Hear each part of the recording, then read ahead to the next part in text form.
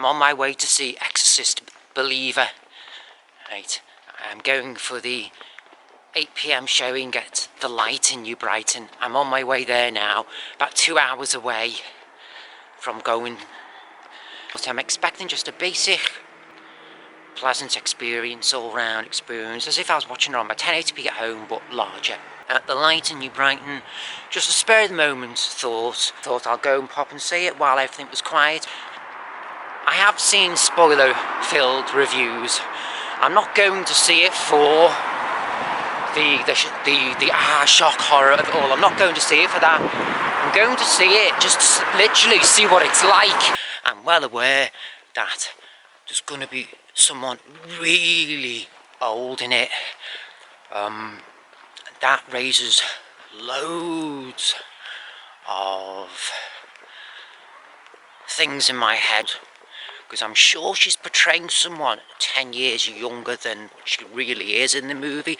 I think the people who made the movie are probably working out, well, okay, yeah, this lady who is pivotal to really getting lots more bums on seats than what it might otherwise get. Might get away with. What can she perhaps get away with in this sequel? So it's yeah, I think they're just skating on all realms of possibility in regards to the believability of getting this character back, the ethics, the morals of actually doing it in the real time. People of her age can drop dead at any minute. It's bordering on sick, actually. I've seen what the actress goes through. Well, I've seen what the character goes through in this movie. Putting someone so old through what she appears to go through. What age can we get away with portraying here? I was shocked that they did put someone so old through that.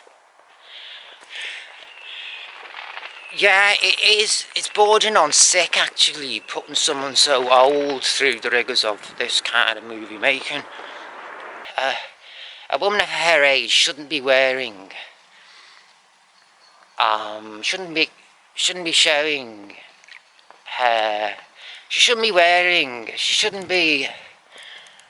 wearing fashionable clothes to make her look 22. Get me? So that was shocking to see her wearing such attire, dare I say it, I don't know how to put it. A woman looking like she was 22, fashion clothes, fashionable items of clothing to make her look like she's 22. I mean, that's all, I mean, really I can say without being crude. Shocking, that was shocking to me, to be honest with you, which I could see in the trailers and in all the reviews, the clips they show online. But yet to see an actress of her age in having such a strong narrative, it's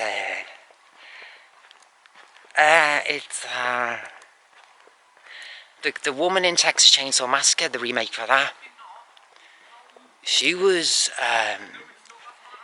made out to be 50 years as well. That movie was 50 years in the future from which the movie was sequel to.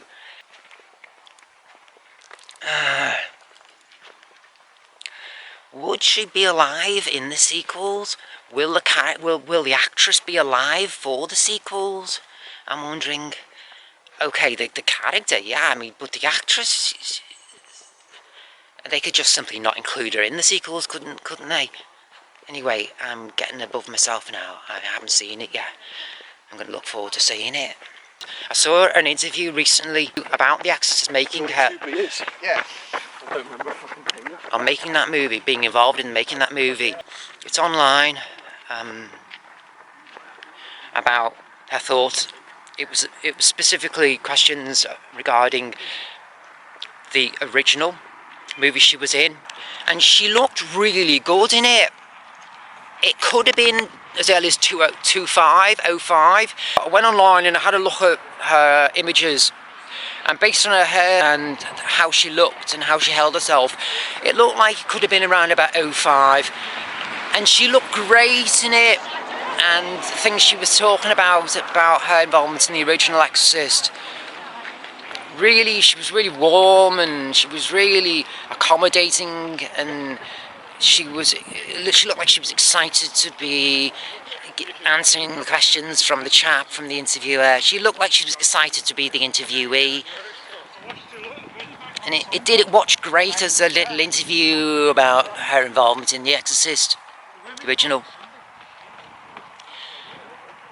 And it is now what looks to me like about 10 years after that interview, and how she has aged quite considerably between the two. And it is concerning. Even she looks considerably older than how she looked in the movie. She does look actually older now in the junket, in all the press cuttings, the promotional cuttings, even. So to me, the impression I'm getting is quite concerning. One in which she might not be around for much longer. She may not be around for much longer. How upsetting and how sad it might be. She looks like, she comes across like she's finding it difficult to breathe. It looks like she's finding it really difficult. Her chest is tight. She's finding it difficult to catch air. And she does look absolutely knackered, like she's at the end of her tether. She just looks like a rabbit in headlights. She just looks, in this junket press clippings, for the movie, she just looks like she hasn't got another day left in her, which is quite concerning. Like I say, even compared to how she looks in the trailer for this movie, she looks like she's really coming on further on in her journey in life. It's just, it's just throwing up lots and lots of concern.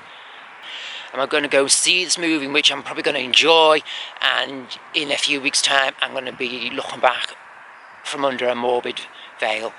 Should we have had her make another movie? Should the makers have actually put her through that?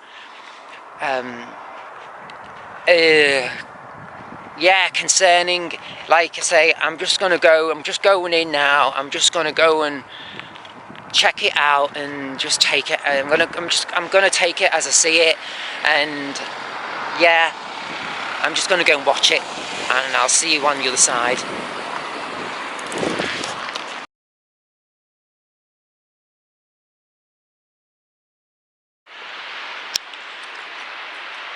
Just come out of the cinema about 3/4 of an hour ago. Yeah, it was. I had a grand time. I felt completely out of place there. Just full of kids. But we all enjoyed it. I could tell there was a few folk there who were there just to have a kiss and a cuddle. There was all kinds of ages there. People who were quite close to 18. Young people. I mean, 25, 24. There were lots of people that age in there. I had a smashing time, but was it aimed for someone of my age range? For my age? I don't know. I just don't know. Bringing back the actress, the lady who was from the original, that was completely cash grab. She says she didn't take any money for it, and it was whatever she did get. She gave it away to a charity. I don't believe it. I just think they were all saving face by saying that. I think they were all just very embarrassed, asking someone of such an age to appear in a movie. I think everyone was just so embarrassed about that fact. I do think she was paid, and I think she was paid and well, and just like an actress of any age would have been paid. Complete and utter cash grab. I think the Blumhouse Studios thought their lottery numbers came in when she said yes to take on the role, to come back for this sequel. I think Blumhouse's eyes lit even more so than the resurrection of Laurie Strode. Yeah? I think these kids running around lending money off the banks, calling themselves Blumhouse Studios, Blumhouse Productions. I think all these kids now just crossing the dotted line, and I think they're all giggling and salivating to the heart's content. What movie franchise next are they gonna pull out the hat? Like I mentioned, the girl in the Texas Chainsaw Massacre, she was 50 years as well. That was a 50-year return. But she was younger in the movie she was sequeling. She was younger in that. The girl in this, she was mid-30s. Mid to late. She was about 33, 35 in the first Exorcist. So they couldn't have pushed it any more. I was giggling, thinking the only other is Titanic, Cameron's Titanic. That wasn't for profit margins. That was simply a character in a narrative having to be a certain age for it to run true for the story. This was pure and simple cash grab. Pure and simple. The crassest of cash grabs ever imaginable. Abominable. Absolutely abominable the way when the camera came onto her when she appeared in the movie and she could barely walk.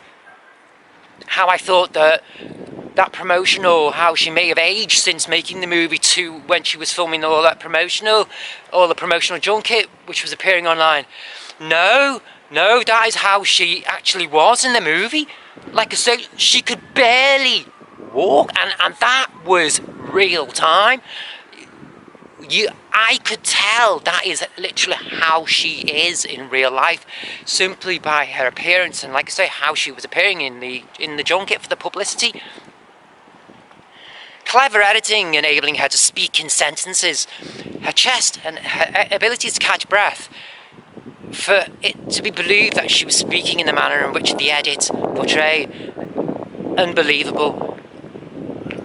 The power of editing actually enabled the character to talk in sentences, which is why, looking back on the whole process of the trailers, the marketing for this movie, the pennies dropping, why they never included this actress in the initial trailer.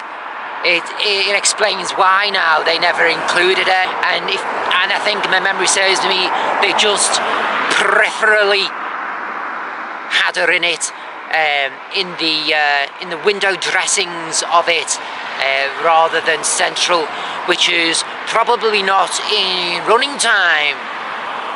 She holds narrative, but in spirit, she certainly, I think, is. I think it is controversial that someone of such an age has been put through the movie making process, because she is actually so bloody old. She's not just like Grace Jones old, she's actually bloody old. Because movie magic can make somebody speak and appear healthily, should it be done.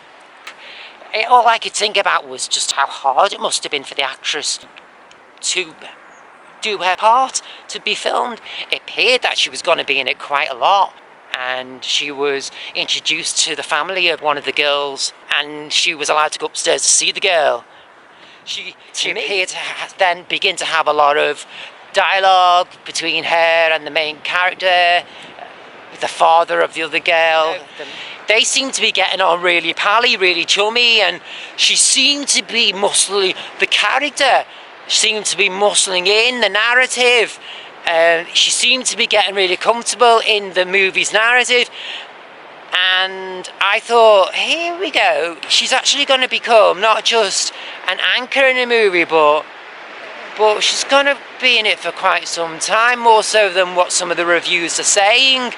But it was misleading, because no sooner than I was thinking that she did go upstairs to see the girl in her bedroom, and then that all came to a sudden end. Wonderful, it was wonderful stuff. It just that she was so bloody old. Right, now as to the movie itself, now I am now close on 2 days from seeing it. Right, I'll start by saying I couldn't see how Chris MacNeil could tell that it was the same demon. I, as a punter, couldn't detect that. I couldn't detect that as a viewer. And now, 48 hours after, close on, I still can't work it out. I looked on the Wikipedia page, and it's not in that either. It doesn't say it there either. In that page it says how her character had similar experience. I'm not biased toward Wikipedia, but I can use that as part of my research diet. Yeah, Wikipedia.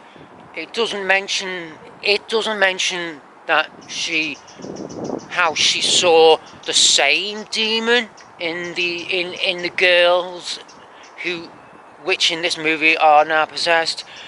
Just that because she'd had similar experiences in her life, that she thought that she would then go and have an interest. She would have an interest in this bout of possession. So anyone there, any of you lot watching this now can shed light on that. Am I missing something? Did I miss something in the script, in the screenplay, to say that it was the same demon? Because she was in the child's bedroom, and it did come across that way in the script, that they had met before.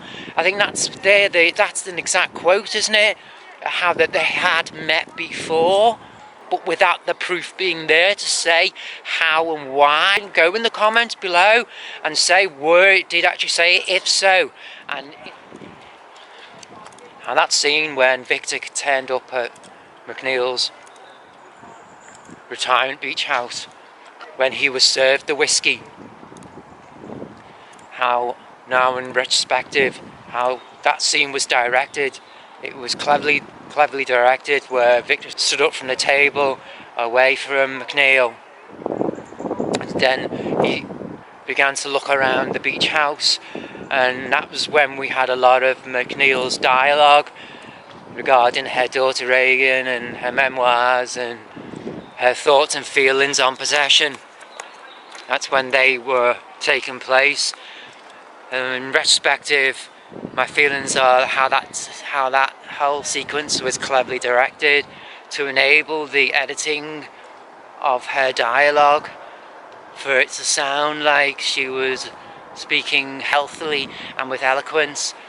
How her age, certainly in my respect, her health could no way have enabled her to have done so in real time. Yeah, my thoughts in retrospect, that how cleverly that scene was directed to enable the movie magic in the editing. And that MacNeil is now 90. I think it was grand the way it was two of the girls playing out the possession. I think that they both played an equal role, had an equal share in the drama and story and the screenplay. I think both played off each other really well, and I think they had equal strength in the narrative. I think it was to the benefit for the movie overall, that there were two of them. A grand sequence where the families were in the woods, and the way they searched the old derelict, just some remnants of a demolished house. We saw the father looking in there with his torch. We saw a lot of imagery, some graphic imagery, and we saw some of the parents looking around the woods under torchlight. They were all on the same page. At the end, they wanted the girls to be found. I think the relationship between Victor and the daughter, I thought that was strong, and I thought it was believable. Maybe how he hadn't found a girlfriend and a partner by the time the daughter was 10, how he hadn't or didn't mention of having a partner. I thought that was quite unbelievable. To look at all appearances, nice house, well-kept fellow, guy who enjoyed quite a recreational occupation, how he could not perhaps have found a partner in the 10 years, perhaps quite unbelievable. I think the sequence where we had the nosy neighbour entering Victor's house with a few of his mates to like bless the place off his own accord, well far-fetched and highly unbelievable. I liked the nurse being a next door neighbour, where she was introduced into the plot. I thought it was quite believable that she had a past with religion. I liked the lady of colour who was there at the end in the finale, who dealt with the spiritual side, the energy, the aura, the unseen. I think the imagery when Victor was at the ruins in the woods where they found their satchels, and how that played off in the finale, I thought that involvement was grand. I'm going to move on to the finale without spoilers, trying to keep it spoiler free. So we're talking like 6-7 people. It was highly organised, and it was wonderfully filmed. It was directed. I found it was directed really well, and it was really enjoyable. The build-up was marvellous. I thought I was going to die actually. It was so dramatic, and with the surround sound, I was finding I was having to hold myself and really contain my adrenaline. Wonderful, absolutely pounding, thunderous stuff. Direction was marvellous. Really delving into the drama in character study, character play, rather than when we had the 70s Exorcist movie. It was more so for the shock and the horror. I found this one was on the flip side of the same coin, if you will. And I thought the imagery we had earlier when Victor was in the woods trying to find his daughter, I thought that tie in there, the imagery tie in there, was wonderful, harping back to the original Blair Witch Project, how its MO, how its twist played out, harping back to that, being alone and being in a place of dereliction and debris, a place of loneliness, isolation, having a common theme there. I found very interesting and very effective, and leading very sad to how the exorcism, how that whole sequence plays out. Very, very sad, very emotional, and extremely upsetting, and very, very well and effectively directed. It was really full on. I found it really full on, but at the same time extremely gripping. Both sides of the same coin, of the uncomfortable coin. I was conscious of myself finding myself having to leave. I was extremely conscious of it, where I thought, if I stay, I may collapse in on myself. But also, if I heed that and leave the cinema, I'll miss this wonderful, potentially wonderful piece of popcorn cinema. Yeah, I thought, and and I decided to stay. Yeah, I did. I decided to stay. And I dug deep and I stayed. The CG with the priest at the exorcism, that was spot on. And I know it was CG, but it was spot on CG. It was really effective. It looked great. I saw it come in, sort of, as he was putting his peneth in, as the progression of the CG was moving on. If you've seen the movie, you'll get get my meaning there. As the CG was progressing throughout the sequence, it was truly effective and it was truly thrilling to watch. Marvellous, marvellous. Am I glad I went to see it? Am I glad I went to see it? Yes. Do I think it needed to be made? If it wasn't the same demon, I don't see the point in the fact that the two movies were connected if it wasn't the same demon. Other than, for argument's sake, you could say that simply the fact that Ellen Burstyn's character had the experience over the years with exorcism and the like, that she was brought back to the movie, back to the franchise. But surely a woman of 88, 89, 90 years old to be brought back because she was a woman of experience, really pushing the envelope.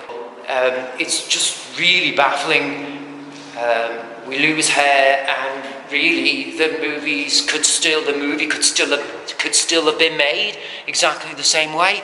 We could have had the same screenplay, everything, the same set of characters, other than having Burstyn's character in the movie. Well, we had the cameo at the end, didn't we? Which also connected the first movie. Really puzzling, absolutely bizarre. It's just the most strangest sort of things to have made the movie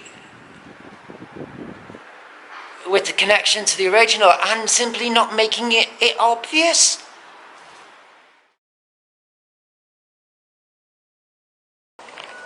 One time to the one time.